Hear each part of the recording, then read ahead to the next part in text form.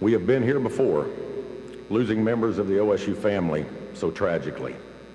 It doesn't seem fair that a university should have to go through this twice, but honestly, no family should have to go through this once. It is, however, fitting that we are here in a place that they all loved, that meant so much to each of them. Miranda worked tirelessly to bring new Cowgirls into this building and then coach them up. The Brandstetters cheered on the Cowgirls and the Cowboys on countless occasions right here in this building through the years. I love the passion that Coach Cerna and Coach Butke brought to Oklahoma State University and to their program. And I love that orange blazer that Coach Butke would wear. We're in this place because they love this place. And I love the story that Coach Butke would bring recruits to midcourt. And he would throw his arms open and he would say, "Look at this place. I love this place, and you will too." This is a special place, and today we are here to honor 4 special members of our family. It's probably safe to say that Olin and Paula Brandstetter of Ponca City, Oklahoma, were married in large part because of Oklahoma State University. The two met while students at OSU during a political rally and helped establish an I Like Ike Eisenhower for U.S. President Club. Olin Richard Brandstetter was born on June 30th, 1929 in Harmon, Oklahoma. Paula Dusty Brandstetter was born in 1931 on Christmas Day in Sapulpa, Oklahoma. After meeting at OSU, the couple married on June 8th, 1952.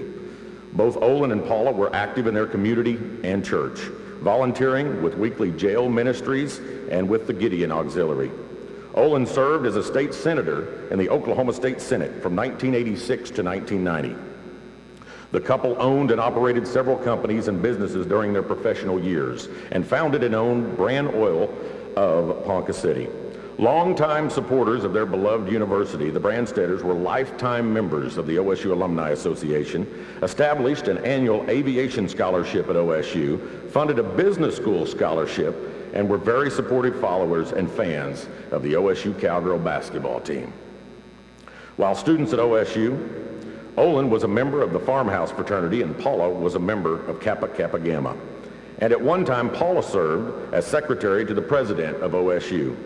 Olin graduated with a bachelor's degree in animal science from OSU in 1952. The couple was preceded in death by their son Olin DeWitt Brandstetter. They are survived by Olin's sister and their 3 sons, Paul, Jack, and Henry, and their families, including 4 grandchildren. Miranda Cerna was born March 11, 1975, a native of Guadalupe, New Mexico. Cerna played basketball for Central Arizona College, Trinity Valley Community College, and the University of Houston, and received her bachelor's degree in mathematics from Texas A&M Commerce in 1998. Miranda was known as a tireless worker and an outstanding recruiter, and is credited with helping guide the resurgence of Cowgirl basketball as the program's recruiting coordinator. She was in her 7th season as an assistant coach with the OSU women's basketball program and served in the same capacity under Coach Butke at Louisiana Tech University. Prior to joining Butke at Louisiana Tech, Cerna served as an assistant coach and recruiting coordinator at Fresno State University.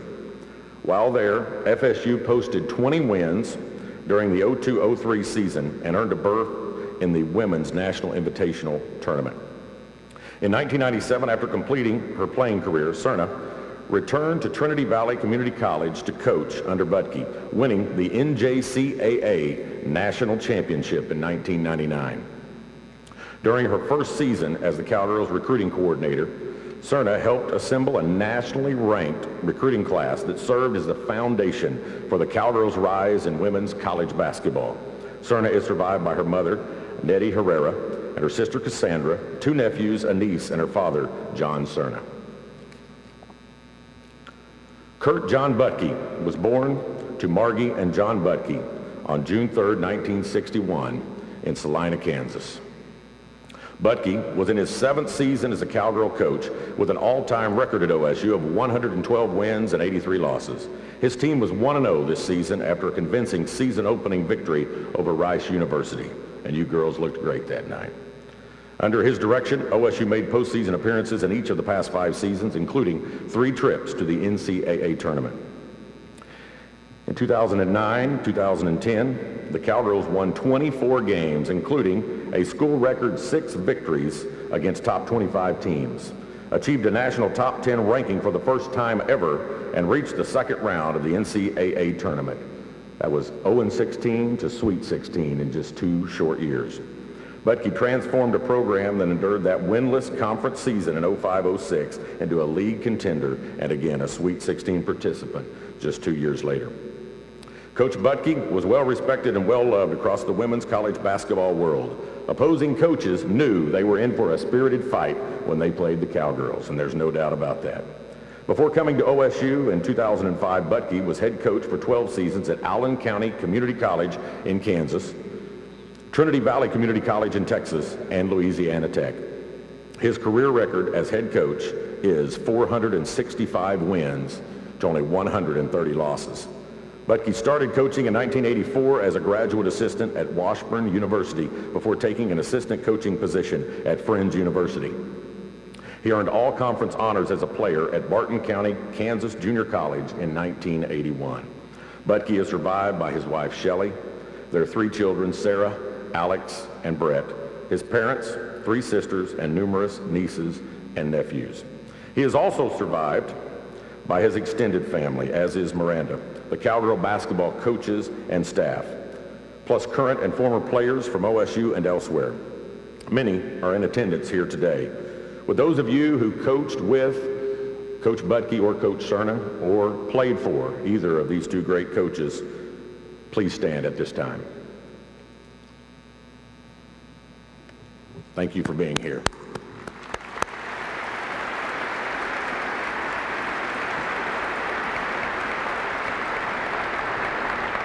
We will never be the same because we lost them too soon. We are better because we knew them, and we will never forget them and the impact they have made on all of us and Oklahoma State University. Thank you.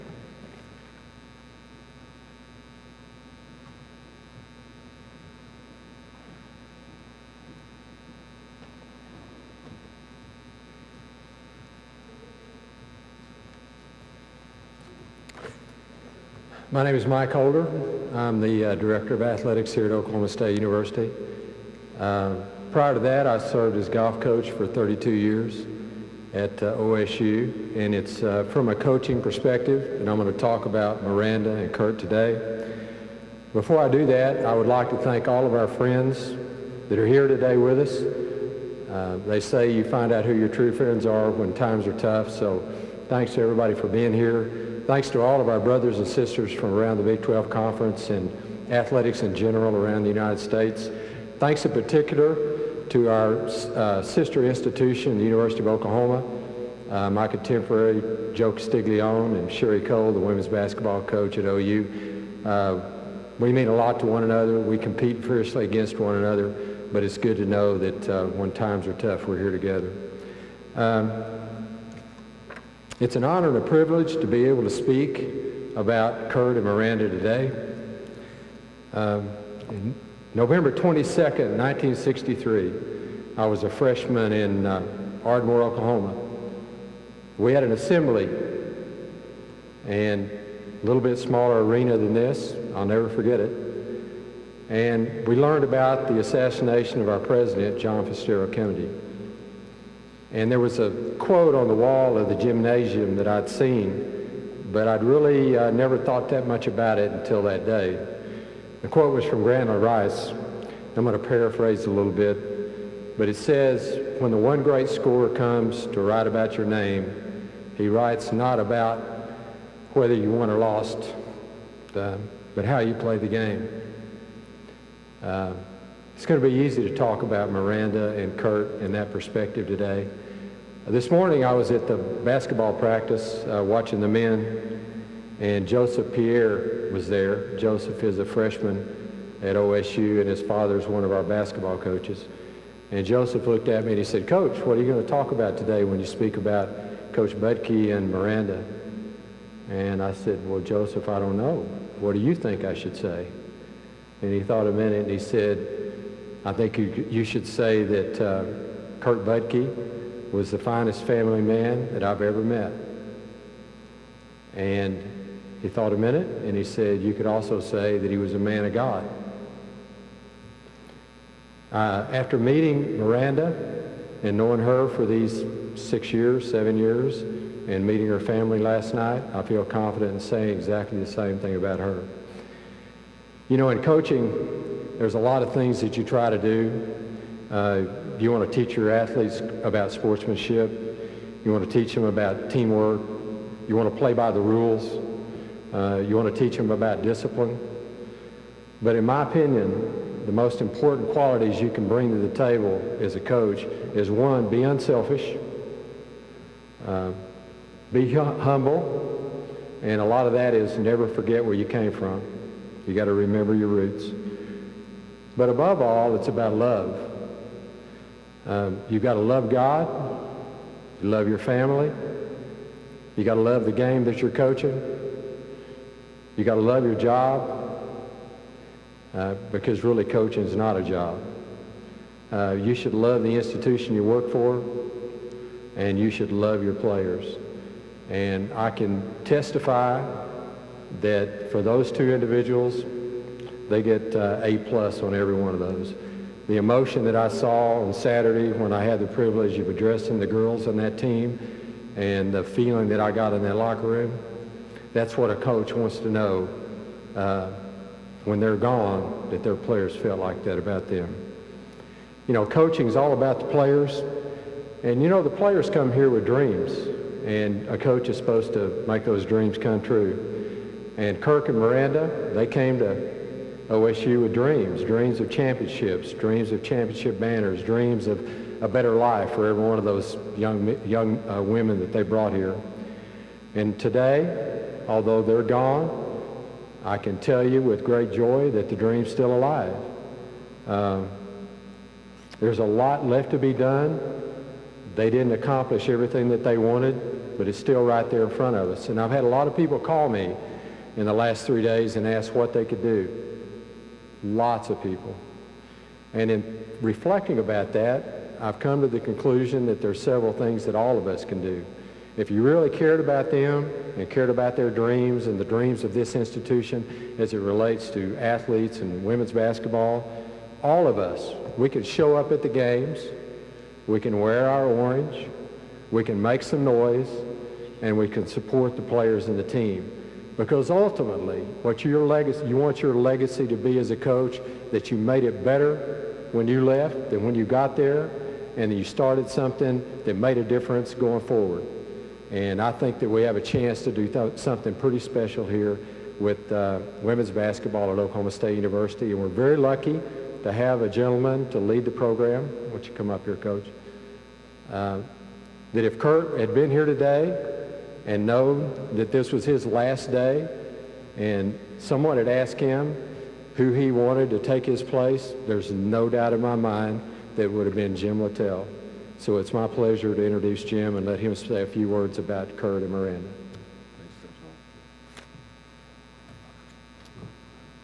All across America, teams are wearing orange headbands, orange ribbons, orange shirts, black bands to show respect for the people that we have lost. The other night at a game, a young lady won the game and won the tournament and held up a t-shirt saying, "Coach Budke, Coach Cerna, this is for you." So these people have made a huge impact all around the country.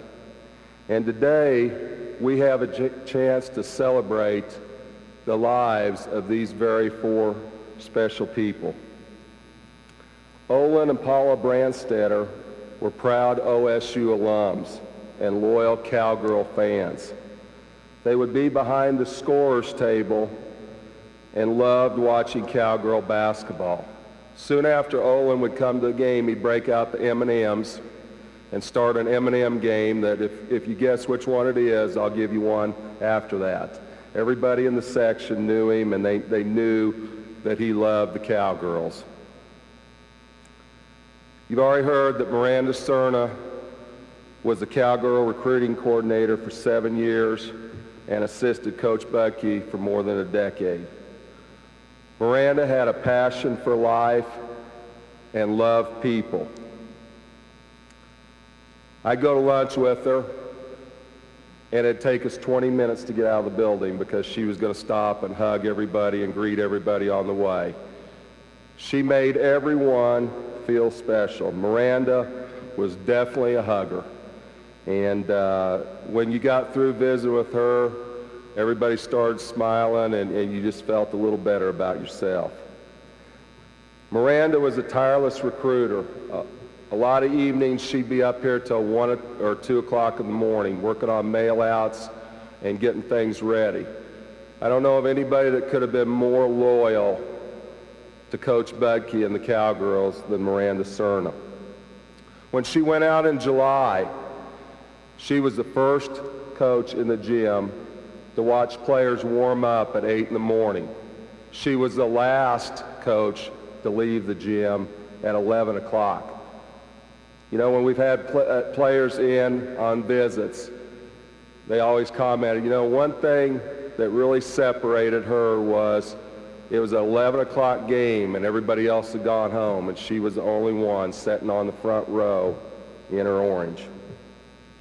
She worked. She simply worked. Miranda loved the church and loved her family. Nettie, you were her rock.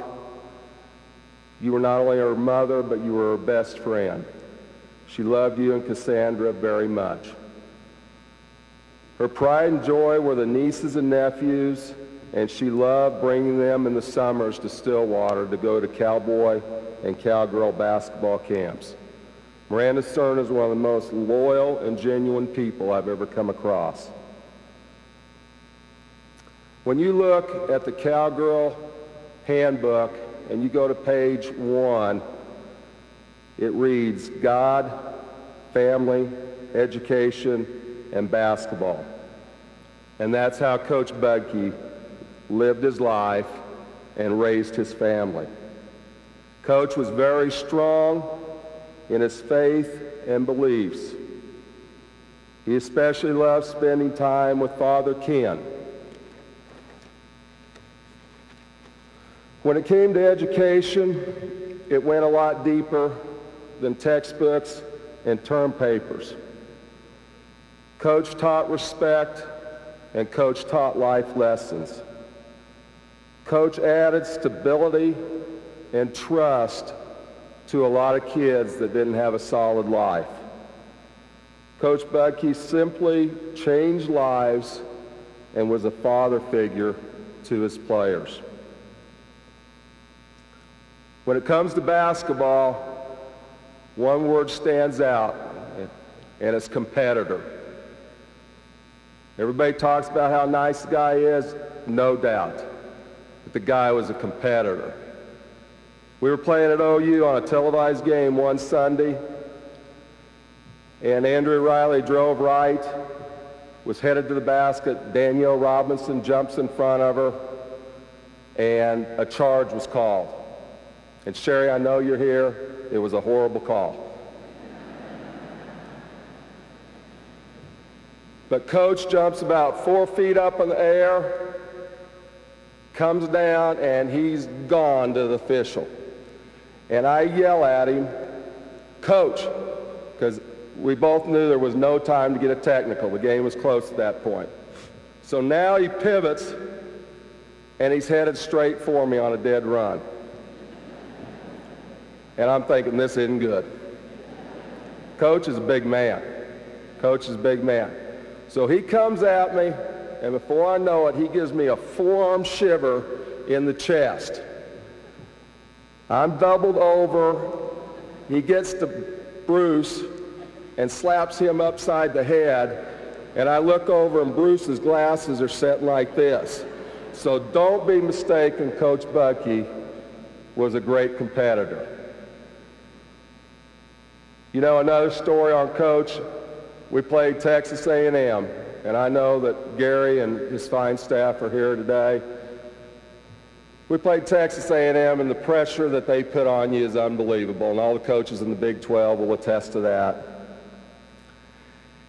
And I come up with this idea at a timeout. I said, hey, Coach, we got to run a back door. We got to relieve some pressure. And he said, okay. So we called the back door, and we promptly threw it out of bounds. And we went in the second half, and Bruce said to me, he said, Coach, he said, I think that back door will still work. So I said, well, you're going to have to tell him this time. I'm not going to do that. So Bruce goes, we ran it to the right. I don't think they'll be looking for it to the left. So we ran it to the left, and the ball promptly goes out of bounds again. Coach calls timeout real quick. Calls us over there. Said, Coach, what are you going to say to the girls? He said, I have nothing to say to the girls. But if you two geniuses ever call for another back door this year, I'm taking you outside and whipping your ass. So that's kind of competitor that Coach Bucky was. He was also a winner. He was also a winner. Every place he went, there was success. From Allen County to Trinity Valley to La Tech to Oklahoma State. You could look up in the dictionary and find winner, and Kurt Bucky was right there. He won 4 national championships at Trinity Valley and played in 6 national title games. He was the youngest coach to ever be inducted into the NJCAA Hall of Fame. Coach followed a legend at Louisiana Tech, but he continued the winning tradition. Then we were lucky enough to get Coach Bucky to come to Oklahoma State, and he rejuvenated cowgirl basketball, leading the team to 5 consecutive postseasons, including a trip to the Sweet 16. I want to reiterate what Larry said. How about that orange jacket? How about that orange jacket? However, Coach's greatest success was not on the hardwood. Coach's greatest success was as a family man. Coach had 3 parts to his family. First was his friends. If you were a friend, you were part of Coach's family. And as you see here today, Coach had a lot of friends. One very dear friend has been with him since high school is Marky, and I just want to tell you, Marky loves you. Coach loved playing golf. He loved being with his friends and playing golf. And Coach Holder, when you couldn't find him on Wednesday afternoons, we were at Gaillardia playing golf with his closest friends. And no offense to Karsten Creek, but he loved the barbecue served at Gaillardia. So the second family was cowgirl basketball. Girls, you need to know that Coach and Coach Cerna loved you all very dearly, and he was so excited about this team. And I think if you asked him how you could best honor him, it would be to love and respect each other and to win. Now to his family, Mickey, Sarah, Christy, he loved you so much, always will, and always talked about you. Mom and Dad, pride, joy. Every time he come across this court, the first thing he did was find you in the stands. He was so happy to make you proud, and I know you were proud. He also loved going to the casino with you, sitting in the casino all day long with you. He loved that. Absolutely loved it. Sarah, Alex, and Brett, you need to know how proud your dad is of you and how much he loves you. He loves you so much. The first hour of work every day, Coach and I would sit down and we would brag on our kids. Alex had 17 last night, 7 assists, 7 rebounds. Brett got 3 hits in the game the other night. Sarah's doing well, and Sarah's working 3 jobs. He would always, always brag on his kids, and that's what I'll miss the most. I can assure you, he will be with you every step of your life. Sarah, when you start your career, he will be there. Brett, Alex, every jump shot you hit, he'll be smiling. My favorite Coach Budke story, he'd yell at me right now, focus, focus. I'm trying. Is in the mid-'80s, Coach and I were together at Friends University in Wichita, Kansas. Coach was the assistant men's coach, and I was the head women's coach. Coach Budke was working for $1,000 a year and unloading trucks for UPS at 4:30 in the morning to make ends meet. One day I came to him and I said, "Hey, Coach, I've got this recruit coming in from Coffeyville Community College. I think she's a really good player, and I want you to take a look at her." He said, "I'd be happy to." So we ran up and down about 5 or 6 games and went over and talked to him and said, "What do you think?" He said, "Nah, Jim, I don't know." He said, "You got a pretty good team. I don't know." And I said, "I like her. I'm going to sign her." That player ended up being all conference as a junior, was MVP her senior year, and her name was Shelly Balthazar, who today is Shelly Budke. And for once, I'm glad I never listened to him on that day. Shelly, you are the love of his life and always will be.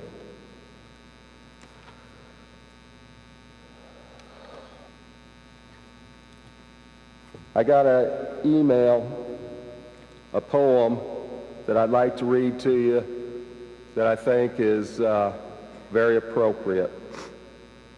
This was from a Cowgirl fan. Last night we lost 2 heroes.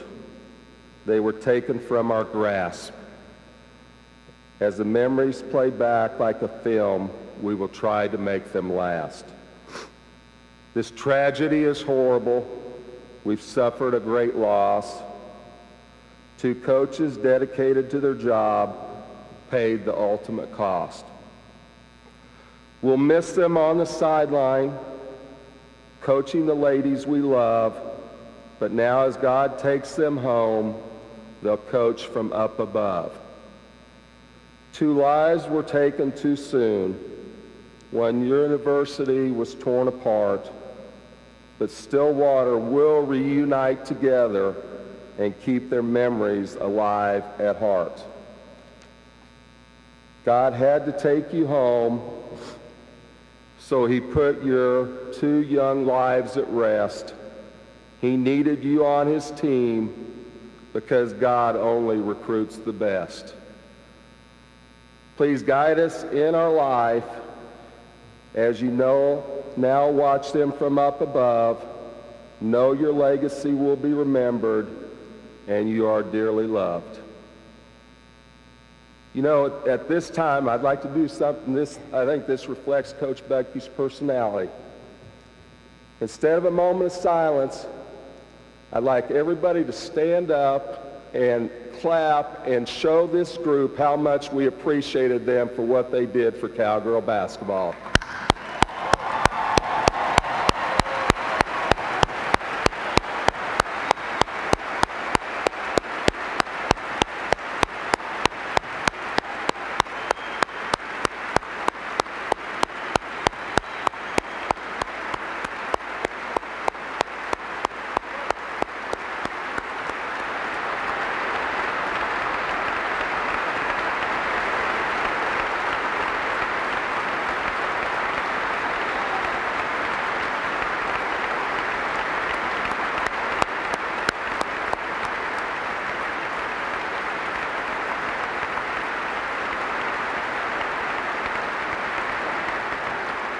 Ooh.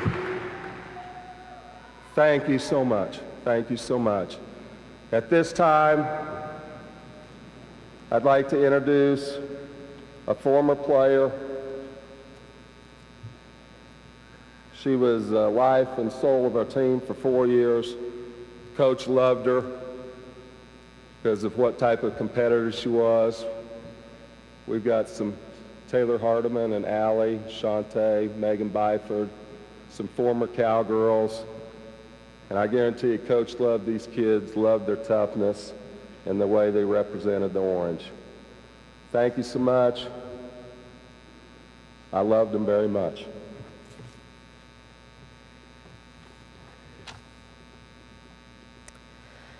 Sorry, bear with me here. Proverbs 3:5 states, "Trust in the Lord with all your heart and lean not on your own understanding." I never thought I'd be standing here before you today to talk about 4 people that touched the lives of many of our OSU family. These individuals have taught us to live abundantly, love passionately, and laugh frequently. As a representative of the women's basketball program and former player, I would first like to give my condolences to the Olin and Paula Brandstetter family. These 2 people were a big part of the Stillwater community and OSU family. I did not have the pleasure of knowing either one, but I do know they touched many lives of those around them. Oklahoma State women's basketball has forever changed the lives of many young women, including myself. We have always been reminded that we are family, and the girls that you're playing with are your sisters. Coach Bucky was an amazing coach, but most of all, an amazing man. He was a father figure to us all while we were away from home. Through good times and bad, he was always by our side, pushing us to be the best we could be. Coming to OSU, Coach had a huge weight on his shoulders to turn the program around. What he did was incredible. He did it in less than 2 years. He led our team from 0-16 to Sweet 16. And Shantae and I were privileged to be players at that time. And let me say, those years were tough, but both of us are more prepared for life because of it. My favorite memory of Coach is one many of us will remember. We were about to play OU in 2008. After warming up, we were waiting in the locker room for him to give us one more talk before the game. And here he comes, flying through the door with this bright orange blazer on. First, we all stopped and looked at each other like, what is this man wearing? And then his face, while in that jacket, he thought he looked so good, and his face was just absolutely priceless. He was so proud to be an orange, but most of all, so pumped about the game. He led us to beat OU 82-63, and that marks the first time in Cowgirl basketball history that Gallagher-Iber Arena was sold out for a women's game.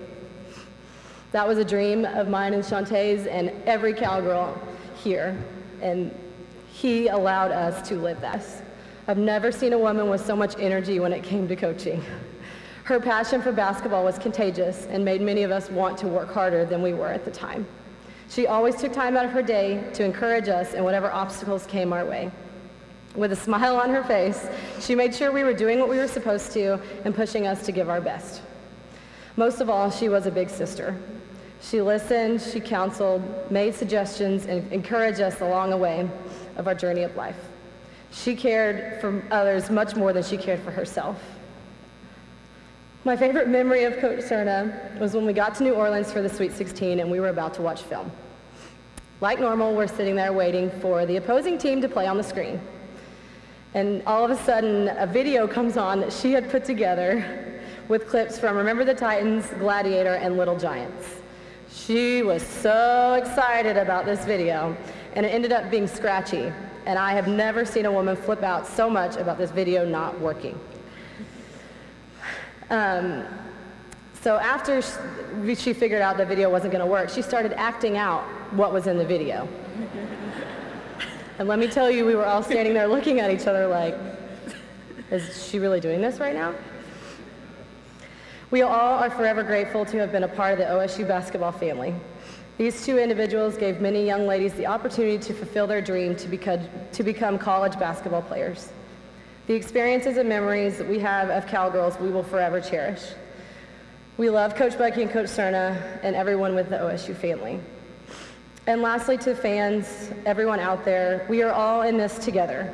We can overcome anything with love and support, and our Cowgirls really need you. I don't think you understand as a player what it feels like when you walk in the gym and it's filled.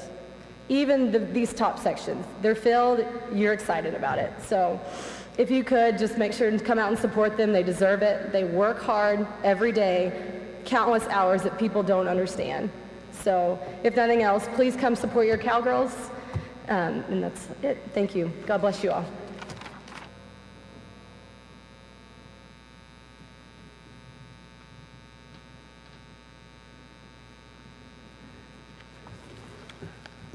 I'm Burns Hargis. I'm privileged to be president of Oklahoma State University. I want to thank all of you all for being here today. So many have sent sympathies and condolences and support, and we just appreciate so many of you being with us today. I especially appreciate Governor Fallin joining us. We have congressional and state representatives here. Coach Sutton, I appreciate your coming. Boone, we're glad you're here. We have the members of the Oklahoma State Regents for Higher Education, the members of the OSU A&M Board of Regents, First Cowgirl Ann Hargis. Former OSU presidents are here. State Senator Jim Halligan and his wife Ann, who led us through so ably 10 years ago. And my immediate predecessor, David Smedley, is here from the University of New Mexico with his wife, Janet. I know all the families deeply appreciate all of you being here and the outpouring of the sympathies and support.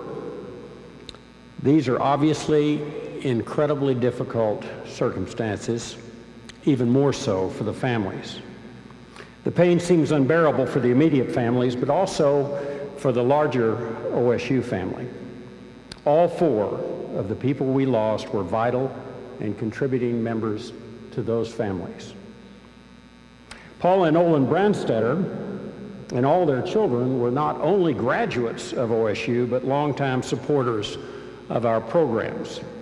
They established, as was said, scholarships in aviation and business that have enabled many students to achieve their dreams. Olin also served our state as a state senator. He served our nation in the Korean War. And Paula, who is affectionately known as Dusty, was there every step of the way. Dusty and Olin did so much for so many.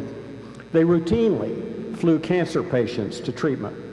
They were much beloved by all who knew them and were valued members of our family. They were wonderful people. Olin's business card has an inscription that says, "Take the gospel to all the world." And of course, Kurt and Miranda, wonderful leaders of their team and great ambassadors for the university. To honor all those we lost, scholarships have been established in their names so that their lives will continue to help students achieve their dreams.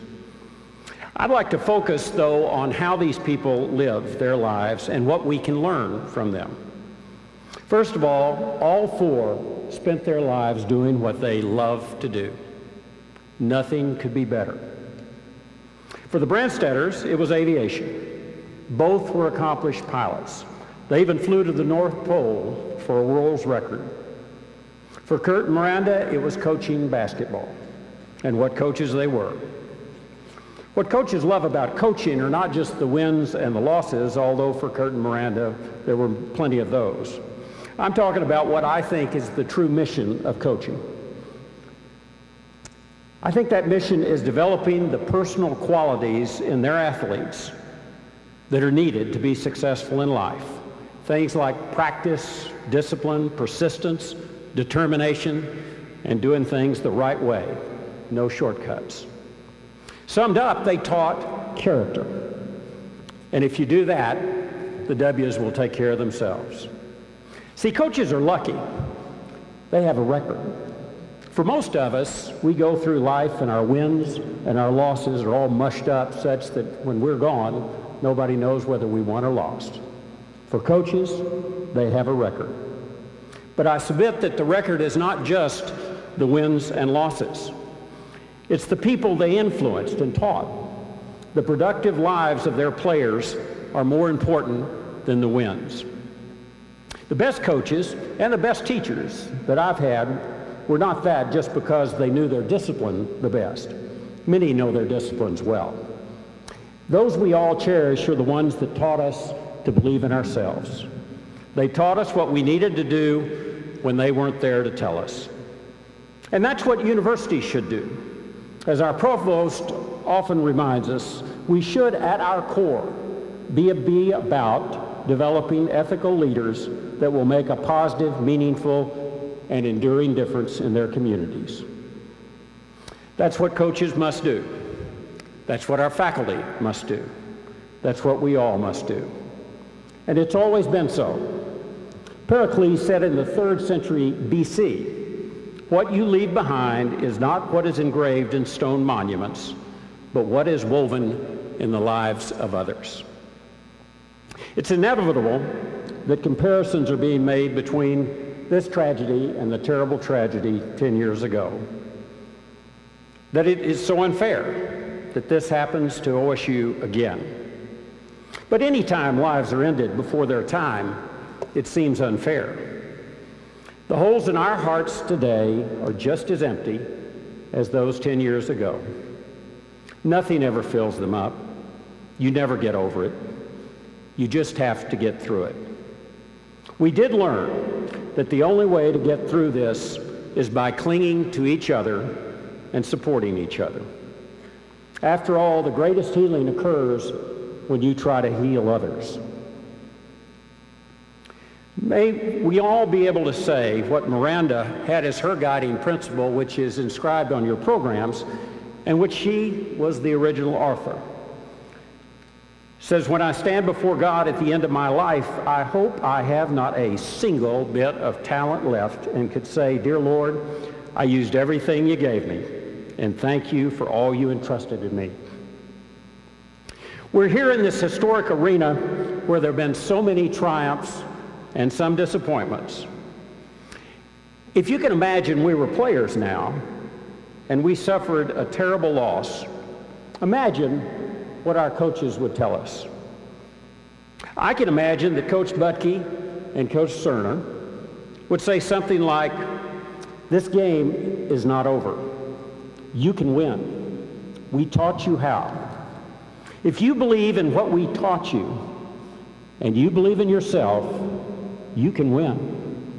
We can't be on the court with you. You'll have to do it yourself." And just before they turn and leave us, I bet they'd say, "We love you, and we believe in you, and go Pokes."